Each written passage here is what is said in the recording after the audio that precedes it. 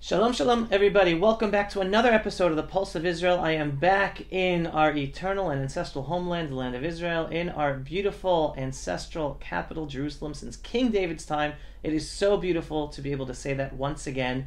And I am with one of the most unique and important voices today about Islam in the Middle East, who's really helping everyone have a much better understanding.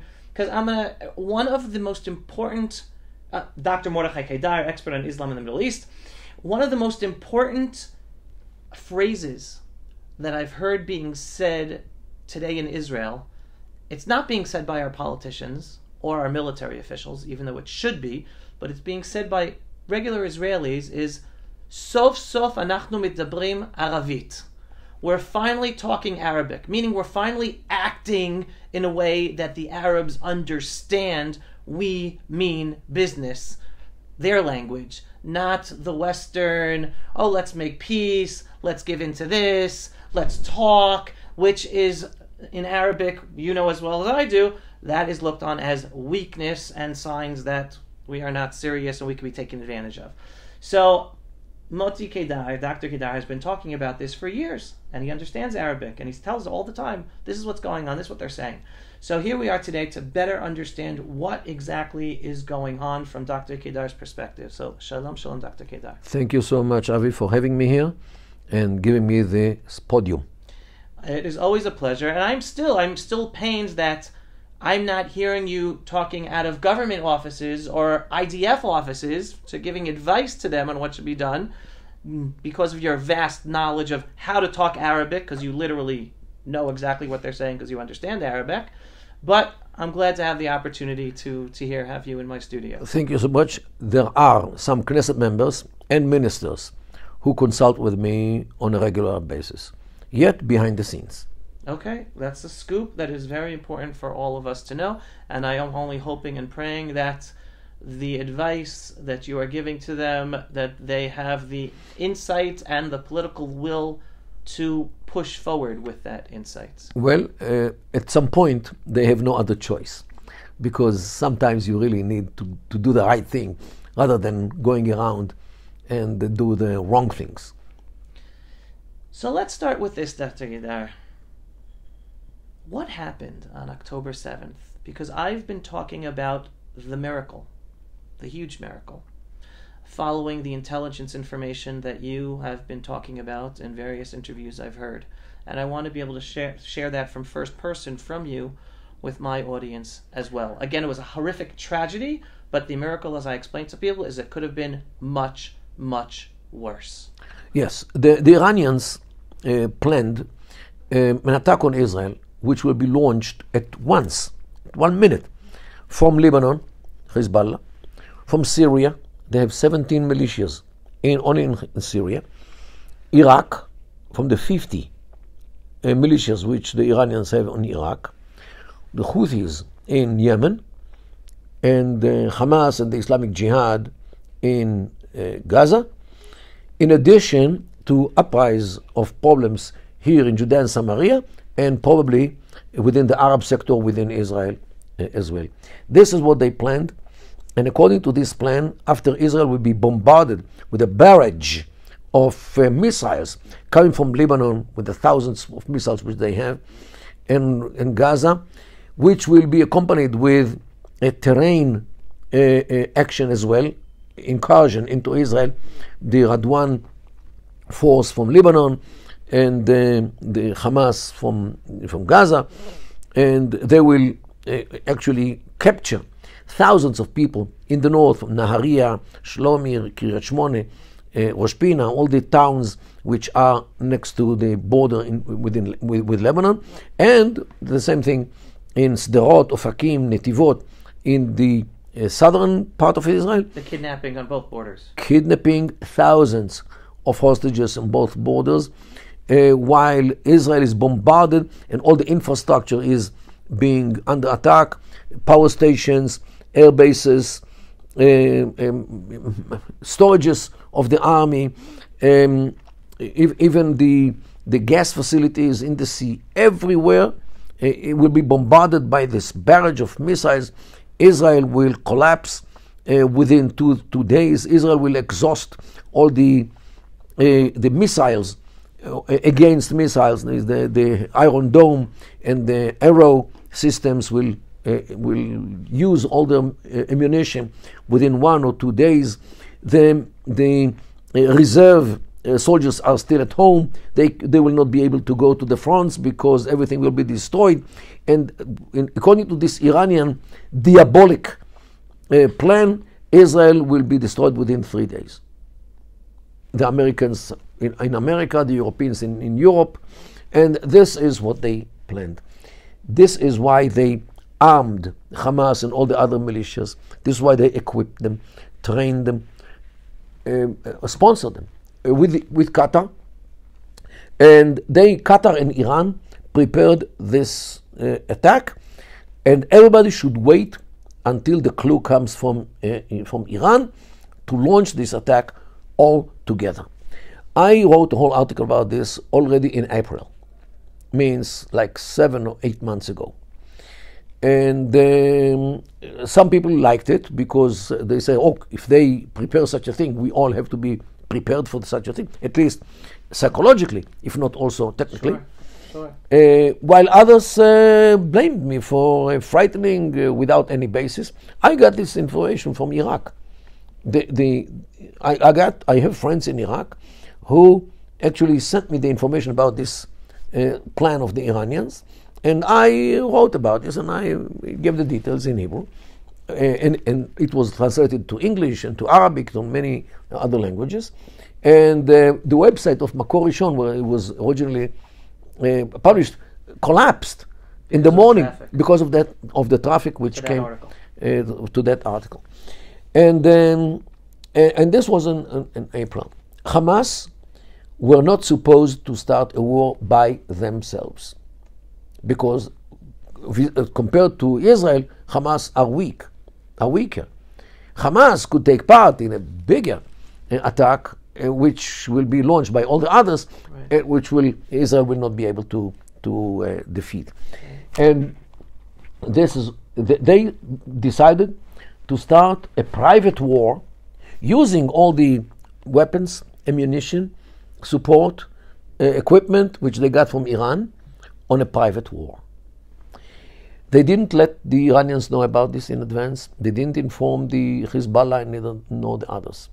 They decided to launch this war because they wanted to pull the rug under the feet of the Saudis and the Israelis, who were advancing to mutual recognition, normalization, and Hamas knew, Sinwar knew, that in a war this thing cannot happen.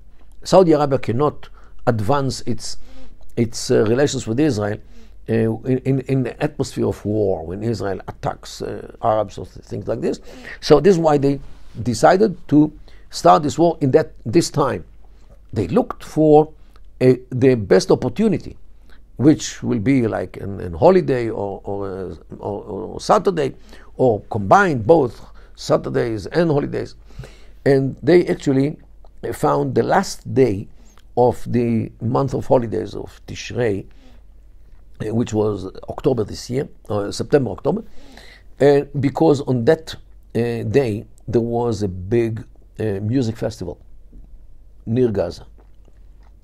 And this music festival actually gave them some thousands of potential hostages. Right. This is why they decided to launch this attack after sunrise in that day, when the people in the festival cannot hide in the darkness or disappear in the darkness. Everybody sees them.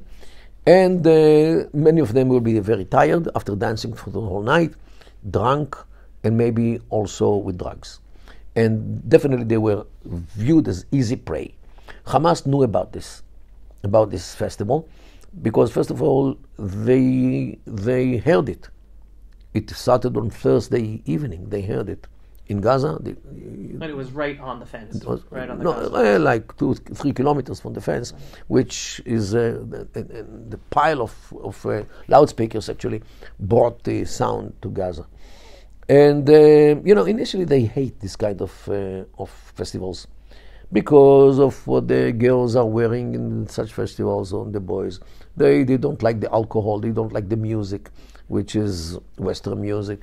And there is a history of attacking nightclubs. It was in Bali in 2001.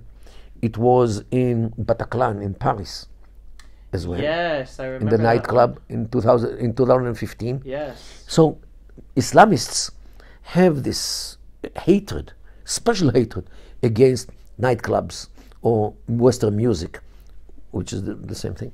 And they attack these events with big pleasure. Because from their point of view, this is a heresy which corrupts their own children, because people were broadcasting this event, this festival, on FaceTime, on real time. And the kids in Gaza are watching it, what the girls wear and what they don't wear. So they were very much against it.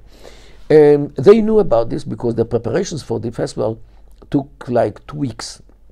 Building the stage, piling the loudspeakers, the cover, the tents, the facilities, the parking, everything, and it needed work. And their workers, which they insisted on coming out from Gaza every single day to work. We're working on that festival.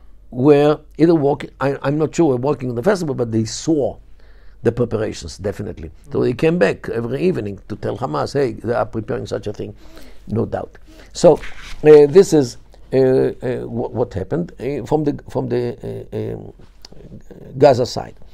The Iranians, so far, and we are today in the 58th, I think, day of the war. 58 days. The Iranians have already heard about the war. Hezbollah already have heard about the war. They know exactly what happens. Israel is actually grinding Gaza. And Hamas have so many casualties. And the Iranians and the Hezbollah have not yet gotten into this war. They are still out. Why not? Because they are mad at Hamas. They are flabbergasted because of what Hamas did. They were surprised, and actually Hamas now will be destroyed. And they actually not only destroyed themselves by attacking Israel in such a vicious way, they actually exposed the Iranian plan. Everybody now understands what Iran planned. And now they have something tremendous happened. The Americans are in the sea, right near Israel, with a Ford aircraft carrier, with a whole fleet around it, which could flatten Iran if they want. They are the deterrents. And now everybody understands what the Iranians wanted. So actually Hamas destroyed the effect of surprise which the Iranians planned. And now the world is much, and the world supports Israel. Lo and behold, the Western countries, which are usually rather critical vis-a-vis Israel, when Israel does anything in Gaza, today they support, not overwhelmingly, but the support to Israel is way much bigger than what the Iranians expected. Why? Because the world understood what Israel is facing. Because if Israel collapses, according to the Iranian plan, the waves will come immediately to Europe. And the Atlantic Ocean is not wide enough to keep America away from this very problem. So Israel is now fighting the fight of the Western world, of the Western civilization, against the barbarism which comes from the desert or from Iran's side. And everybody understands it, in spite of the fact that not everybody says it explicitly. This is what they feel. So here we are in a vicious war, which was launched in 1,400 Israelis were butchered, killed, maimed, slaughtered, raped, and more than 300 hostages. Okay, many of them are like 110, I think, were already released, only because of the Israeli military pressure. And now Israel, again, renewed the pressure in order to convince Hamas that they have no other choice but to release the hostages and to run away before Israel catches them and kills them. Because Israel actually vowed to get rid of Hamas, not only the military wing of Hamas, but also from the government of Hamas, and to do something else in Gaza. And yes, this is what we see. Fortunately, the Houthis started also a war against Israel, but since all their missiles in Yemen, all their missiles and airplanes which they launched against Israel were knocked down, they started now a naval war against the naval traffic, which is the passage between Europe and the East. China, India, Japan. There is no other pass. You can go around Africa, but it's very dangerous for the ships. So now Iran, through the Houthis in Yemen, actually is fighting the world. And I hope that the world will do something, because the world with Iran is a very dangerous place to live in. With Iran. Just imagine if they succeed to acquire nuclear weapon, which will give them immunity, which will give them an insurance policy that nobody will dare to touch them and to do anything against them. So this is actually the war on Gaza, which is not only on Gaza. There are too many parties in this war, because it's actually Iran is the problem, because without Iran there was no such a problem in Gaza. So we are aware of it, we know all about this. And look, Hamas also made many mistakes. They assumed that Israel will never invade Gaza because they have more than 300 hostages in the beginning. And Israel surprised them by invading Gaza.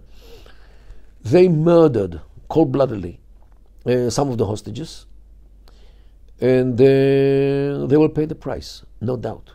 Israel will not leave them. The Israeli government vowed to, or committed itself to get rid of Hamas, both militarily and the civil part of Hamas. And this is the end of Hamas. No doubt. It might take time. Israel is working slowly in Gaza in order to, not to expose our soldiers to too many dangers. Yet, the days of Hamas in Gaza are numbered. So there are so many follow-up questions to all the information that you just gave over to us, which thank you so much for exposing all that for more people to be able to hear this. Because I know you've been interviewed a lot in Hebrew with the opportunity to say all this. I don't know how many opportunities you've had in English, well, program. For the full disclosure, I am the official analyst for the Middle East for Channel 14. Right, so this is where in Hebrew. In Hebrew. Until I've reached out to them to work in English as well, to help them with English. But putting that aside, that's going to be cut. So one follow-up question. I'm confused about Iran and Hezbollah, because on the one hand, as you said, they were so angry at Hamas, they did not join the war. But on the other hand, Hezbollah is attacking Israel on a low flame almost every single day up north. And there are Iranian proxies attacking U.S. bases and U.S. soldiers in Syria and Iraq. So Iran has involved itself in the war, but only on a low flame. Right. So how do you explain that? Why? In order, they are taking part as if in the war. I mean Hezbollah and the militias, in order to save the face of the Arabs are accusing them, the Iranians and their proxies, in treason. They actually betrayed Hamas. That they don't join the war. Israel is attacking Hamas in such a big power. And where are the Iranians? Where are the Hezbollah? Where are you guys? and they say implicitly to the Hamas, you betrayed us by starting a war without us. Don't expect us to go into the war with Israel in order to save you. The hell with you. Okay, you acted in a way which you look. You have to understand. Hamas not only started the war without Iran. Hamas actually challenged the hegemony of Iran over the mukawama, over the resistance against the West, against Israel, the war against the big Satan and the small Satan. Because they come out looking like they're the heroes of the Arab world right now. The heralds of the Arab world. They actually challenged or destroyed, in a way, the image of Iran as the custodian of the jihad against Israel.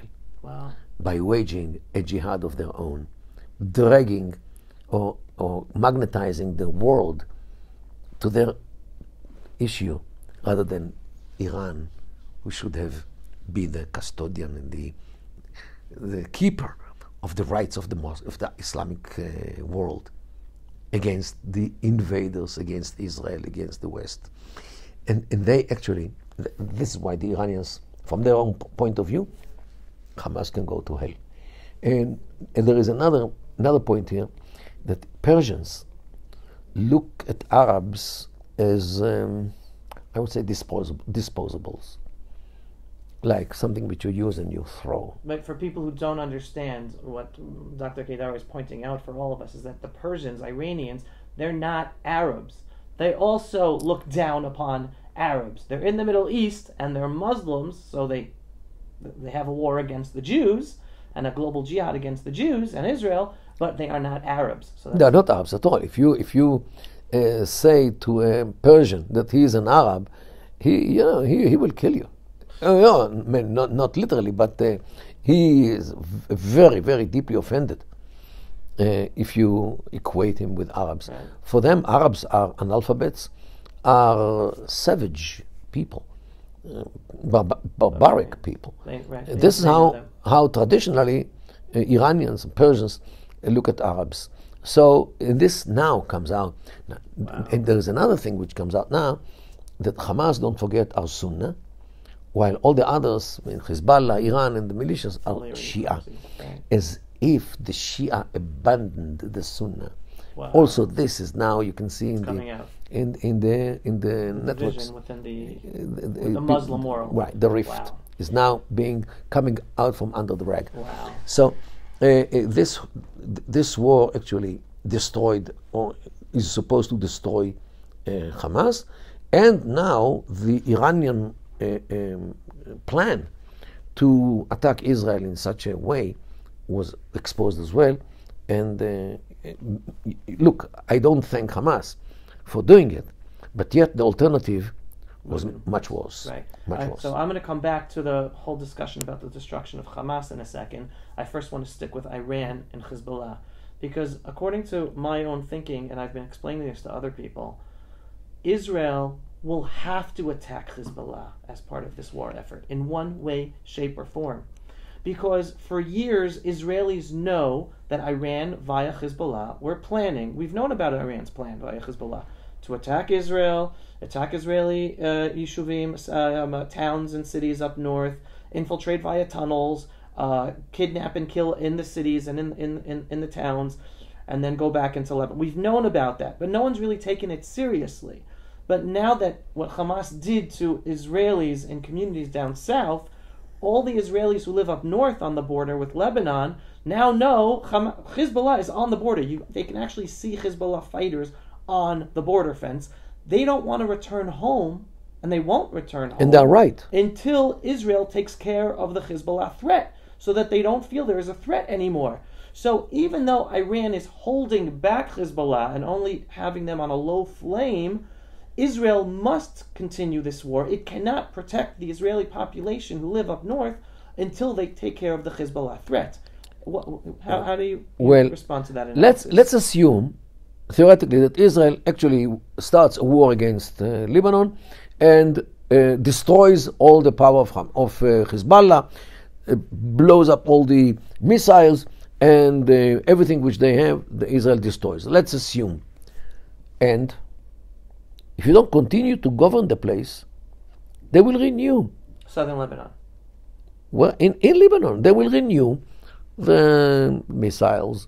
It will take 15 years, of course. Maybe Hamas, following your logic, we have to return to have a security area in no, southern we Lebanon. have to occupy Lebanon We- because they can do it to north from the security Or zone. instead of using that language, we have to reclaim and liberate biblical Jewish lands that is today southern Lebanon. But by the way, the word Beirut is actually a Hebrew word. Be'erat, Really? wells. Really? Yeah, really? Right, this is the name. Be'erat. And why is Beirut named Be'erot? They took the Hebrew word Be'erot. This was the name of the place, I never knew. the Hebrew name. And they turned it in. Look, Sidon is Saida in Arabic. Tzor is Sor. Okay, so they took the Hebrew names and they just saying it in Arabic. That's all. Right? No, I'm with you. I agree. So, look, in order to make sure that forever there will be no weapons against Israel in Lebanon, you have to control Lebanon constantly. So, even if we occupy Lebanon and you destroy, theoretically, destroy all the weapons of Hezbollah, yet you have to be there in order to make sure that they don't renew their stockpile of everything which they have today. So, since this is not feasible, this solution to occupy Lebanon and to stay there forever, you have to come to a situation of deterrence. Deterrence means that first of all, the idea of proportionality should be erased from the vocabulary here in Israel. And unfortunately, the Supreme Court actually forced our armed forces to retaliate or to answer in a proportional way. Now, proportionality is actually destroyed the deterrence, because you cannot deter somebody by saying, hey, if you kill one of our people, we'll kill one of you. The deterrence is being achieved when you tell him, if you kill one of us, I'll kill 100 of yours. No less. So be careful. Don't, because it will cost you a hell of a lot. And it should be a hell of a lot. Means, after Israel finishes the job in Gaza, and from my point of view, Gaza could be flattened. And Israel should take the picture and send to Hezbollah and say, see what we did in Gaza? This will be the fate of Beirut, Tzor, Sidon, and Tripoli. Once you launch one missile against us, just be very careful. And if you really want to launch a missile, do it towards the sea, in order to save yourself from our retaliation or from our answer. Okay, this is the only way how to survive in the Middle East. And for and also, if you are powerful and invincible, you get only a temporary peace, which will last only as long as you are powerful and invincible. This is why if Israel is powerful, invincible forever, it will enjoy temporary peace forever. Right. This is the only way to survive in the Middle East. This is it's not Europe here. Right. It's not America. Here, agreements are temporary anyway.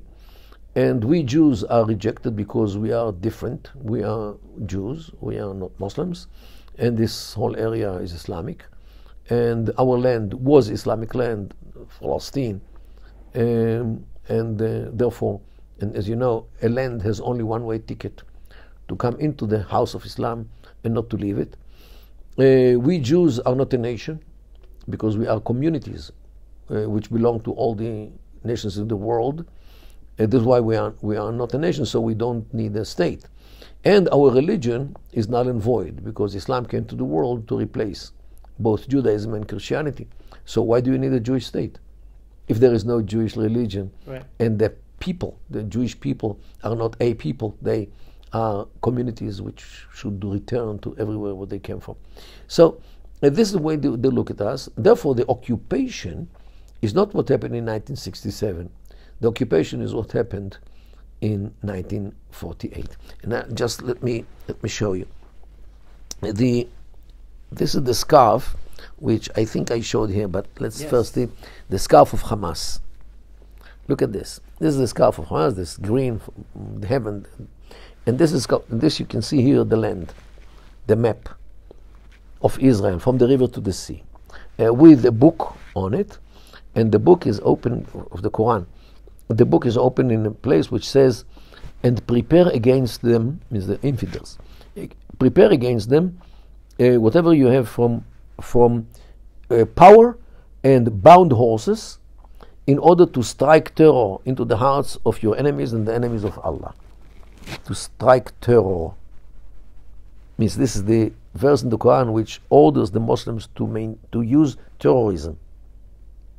So this is what is on this emblem, or this icon of Hamas, and this is the branch of Hamas of Birzeit University, branch of terror organization. Yeah, they're educated university. So the whole Israeli state is here, means the occupation of 1948.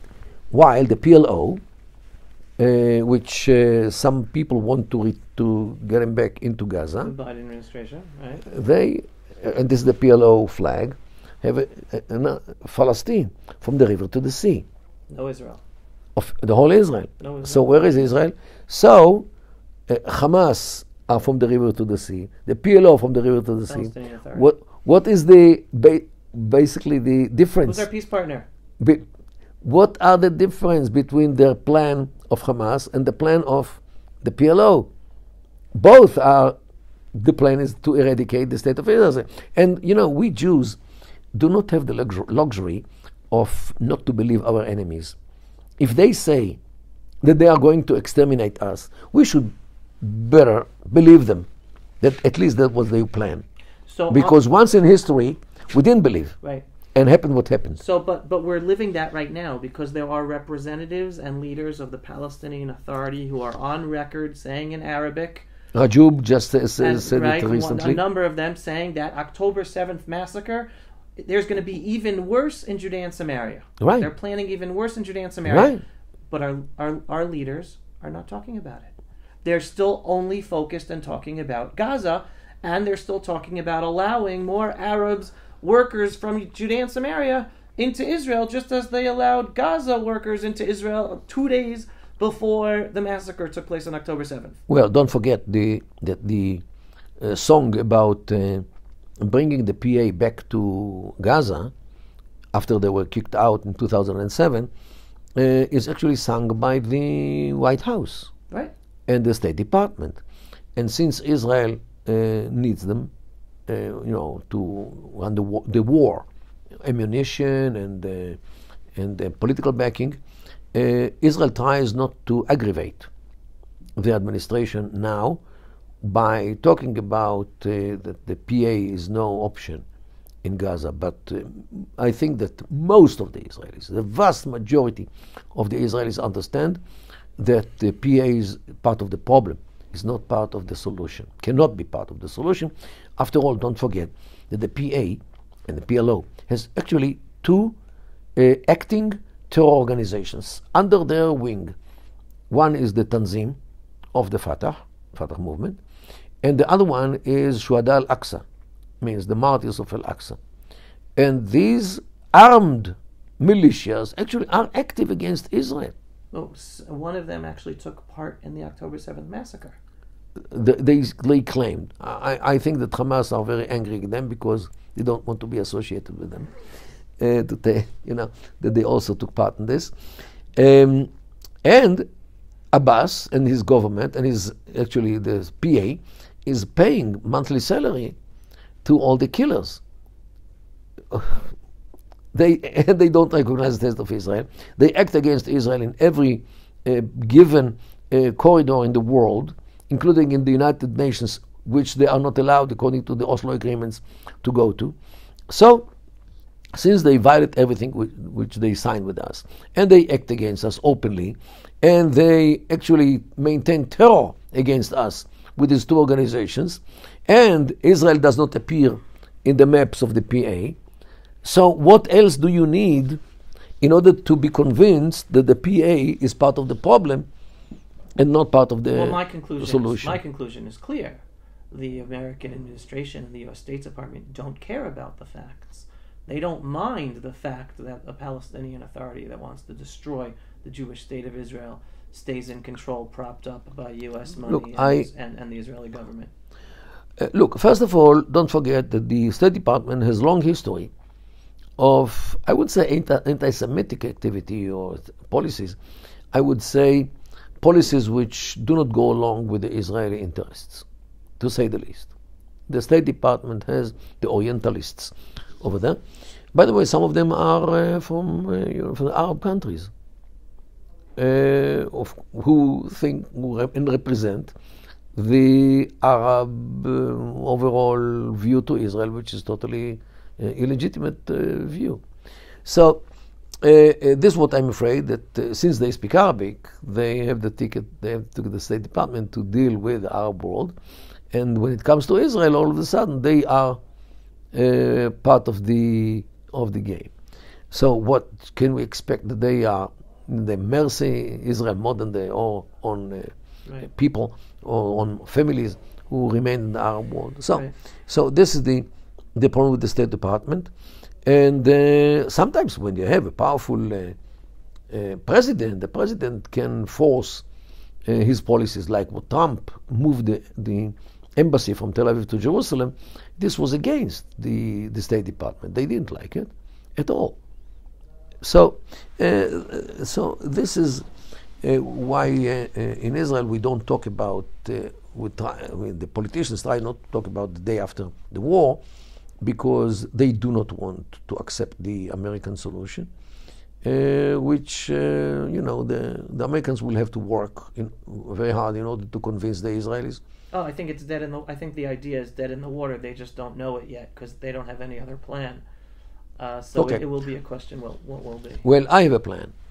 But before you go to your plan, I still want to talk about destruction of Hamas. Okay? Yeah. Because there are some people who disconnect, and this is even within the Biden administration itself, and including, I think, Secretary of Defense Lloyd Austin just publicly said this, that there is Hamas, right, the organization of Hamas, and then there is the Arab Muslims in Gaza who they're not Hamas, and Israel has to be careful and only target Hamas fighters, leaders, and not touch the Arab Muslim civilians who are innocent. My understanding, this is the picture. That's the picture that they're giving over to the world. That's the picture that's being talked about in the world media. I think most Israelis today understand, and correct me if I'm wrong, that Hamas is an ideology. It's not just an organization. And a majority, if not all, Arab Muslims in Gaza, and even in Judea and Samaria, because the reason there's no elections to the Palestinian Authority is because they know they're going to lose to Hamas, because most Arab Muslims in Judea and Samaria would vote for Hamas. Most of them believe and took part in the massacre and celebrating the murder and rape and burning of innocent Jews. So it's not about destroying a political movement and the leaders of those political movement and those fighters. It is, yes, telling anyone who wants to save their lives to run away, but if you don't run away, you are also Hamas. You are the reason Hamas exists as a political military power, and therefore you're open game for us to be able to attack if you're not running away to save your lives. Yeah, by the way, when the masses of Gazans were fleeing to the southern part of Gaza in the beginning of the ceasefire, no, it was even before the ceasefire, today we suspect that some of the hostages were also taken to the south. That apparently they couldn't do anything because they were dragged or maybe silenced in a way or another. Sure. But so how do you explain this in terms of even the Israeli government's proclamation to destroy Hamas, but yet understanding Hamas is a civilization, Hamas is a society. a culture, an Right. ideology. It's not just a movement. Right. And Hamas is a movement which the people, in general, they didn't fight against. The Hamas policemen were walking around Gaza before the war with no weapons because they were not afraid from the population. We saw many of them running after Hamas into the Israeli communities in order to loot, in order to rape, in order to kill Civilians. civilians. Civilian Gazans. One with A cane. with a An cane. old man. An with old a man cane. with a cane. Teenagers, kids running in with the Right, militants. So to say that they are all innocent is evidently is not right. Secondly, how they rejoiced when they heard about what happens, when they started to get the videos taken from their brethren in Gaza. No, in the Jewish neighborhoods, when they bursted into houses, raped and killed, and even one phone call was intercepted. A guy from Gaza informs his father and mother that he killed 10 Jews, not Israelis. It's a Jewish issue. And then, so what? His parents are also innocent after they encouraged him to do this? And he would say, "You will be proud of me." Okay, so if they are proud of him and encourage, is this what, innocent? Are they? So definitely you could see the interaction between Hamas and the population through the years, not only from now. And but to say that they all deserve to die, this I wouldn't say. But when we have to find a solution for these people, and the solution is by dividing the Gaza Strip to six emirates, according to the concentrations of population. One in the north of the Strip, which is two neighborhoods which are adjacent to each other. One is the Beit Lahia and the other is Beit Hanun. The other emirate is in Gaza, the city. Other one in Dir al-Balach, to the south from the city. Another one in Khan Yunis, Abbasan al-Kabir, and Rafah, which is already next to the Egyptian border. And these units, these emirates, should operate according to the willing of the clans which live in these towns and city. And clanism is still in the veins of this region, and this is the only thing which is a basis for a good peace-loving countries like the Emirates in the Gulf. Each and every one is one big family, one family. That's why they are stable and prosperous. Not because of the oil, it's because of the stability, the social stability, which could be very different. And once you achieve this, or the division of the strip to 6 parts, it is much easier to maintain law and order where no Hamas and no Abbas. Means no Hamas and no Palestinian Authority, because both, one is dangerous, one is even more, and you cannot rely on them. This is why I highly recommend to adopt this solution. So if I'm not mistaken, it's Israeli security control, no political power for any Palestinian Arab group. It's just each family, each clan takes responsibility for their own family in their own area.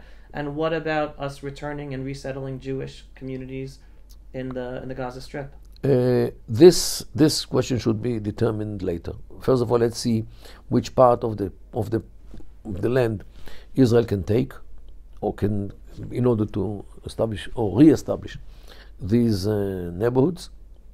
Secondly, we have to secure that they are safe, that nobody touches them, nobody launches missiles against them, nobody attacks them, even with rifles.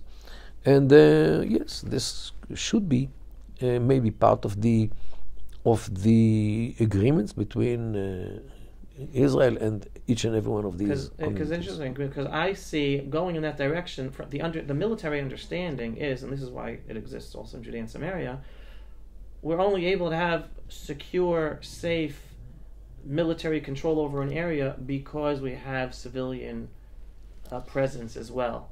the Jewish towns and cities, which was part of the IDF strategy initially to establish all the Jewish towns and cities in the Gaza Strip after 1967, after we liberated it. Well, I'm not sure that every characteristic of Israel's presence in Judea and Samaria should be copied one-to-one to the Gaza Strip. It's a different area, a different terrain, different face of the cover of the land. The challenges are different, the dangers are different, so you cannot really derive everything, from the previous issues. This is, I think, this should be the solution to Gaza. I don't rely on any foreign force, not Saudi, not Emirati, nobody. Israel should be in charge of security, while the clans should be in charge of development and bringing life back to normal. So it's interesting. I think there's going to be a different outcome to Gaza. And I don't know how it's going to happen. But I do think the day is going to come, and I know in a real geopolitical, realistic perspective of analyzing reality, what I'm about to say seems impossible. But I do think something's going to happen. Just like we're now fighting in Gaza, where for decades the Israeli army said there's no way we're going to fight in Gaza, and we're there. So 2 months ago you would have said that, everyone would have called you crazy, and yet it's happening. Look, 2 months ago, and nobody expected such an attack. Right. So what I'm saying is, I believe the ultimate solution, and I don't know how it's going to happen, somehow the Gaza-Egyptian border is going to get opened. And again, don't know how, because it's obviously not going to be because Egypt wants to open it, because they very much don't want the Gazans. And most of the Arabs are going to end up leaving wherever they go, don't know, but going other places. And the Gaza Strip will be many, many less Arabs.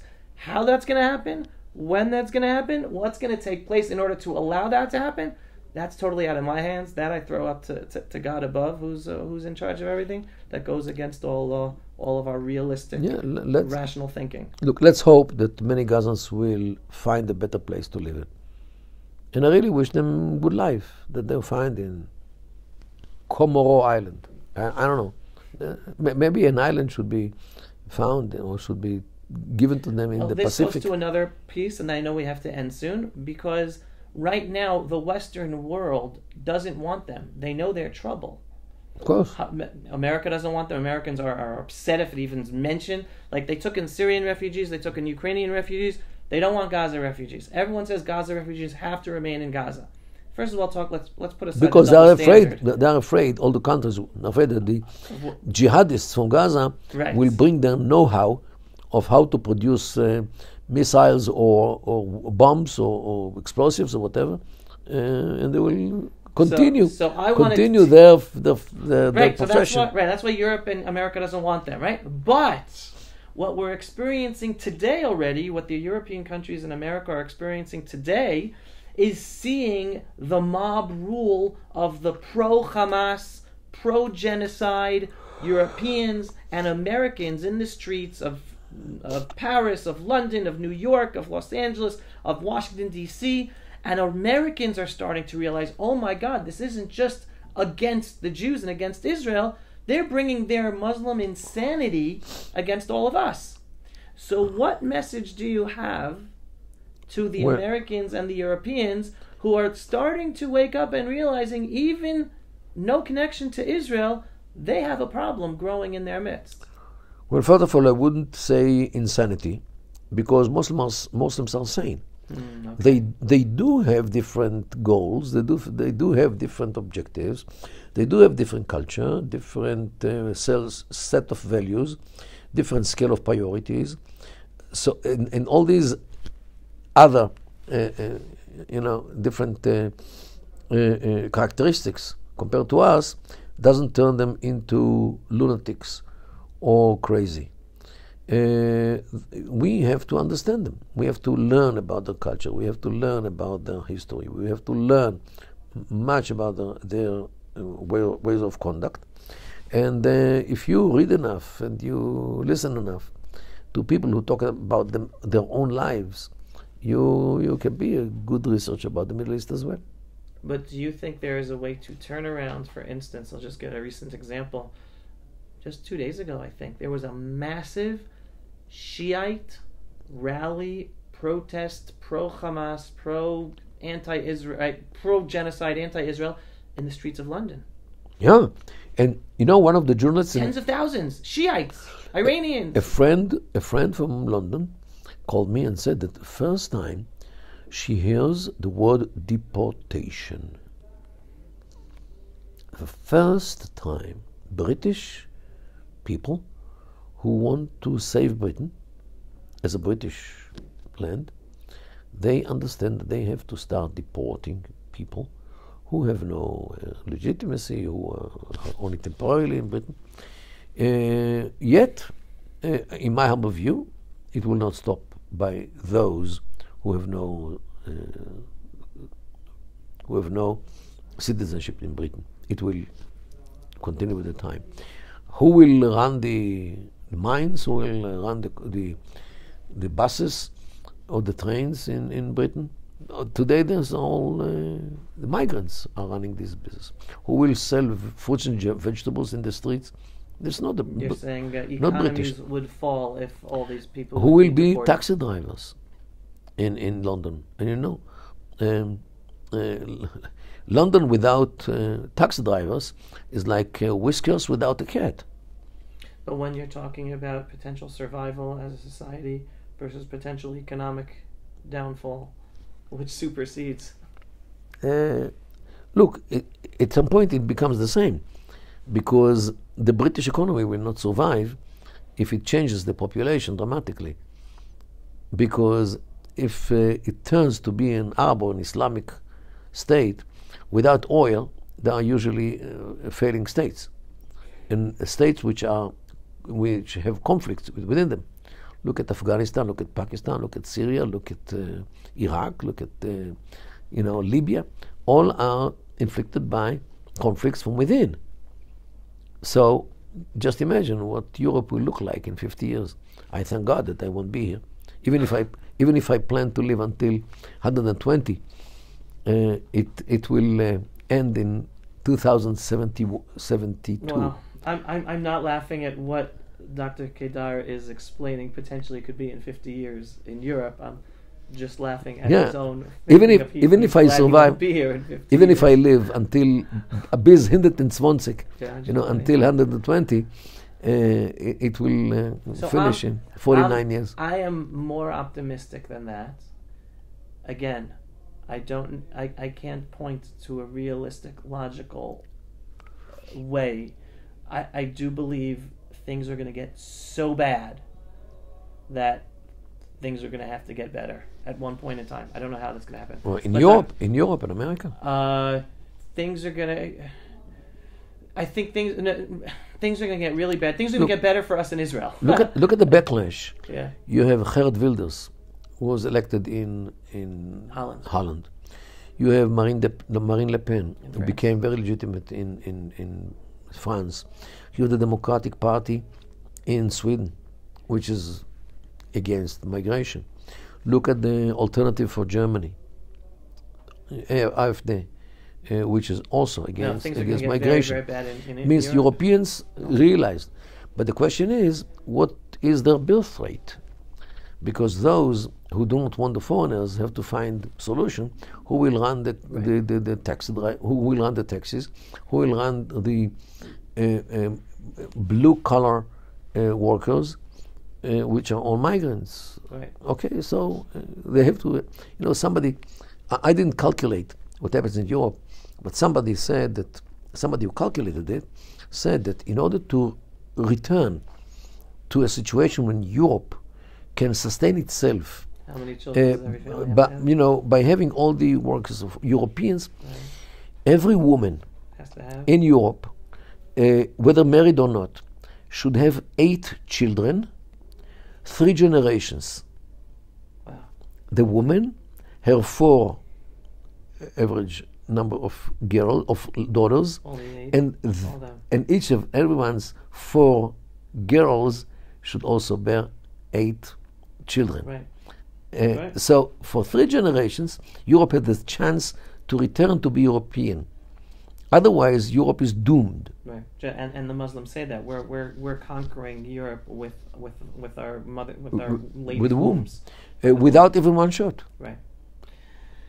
Oh boy. All right, everybody. The positive is pray, pray, pray, because ultimately it's up to us and God above, and to be knowledgeable of everything going on. Hence the very, very important analysis, real analysis that we get from Dr. Kedar that is not given by 99.9% of all the media, journalists, publicists, influencers who are out there that we are fed on a daily basis.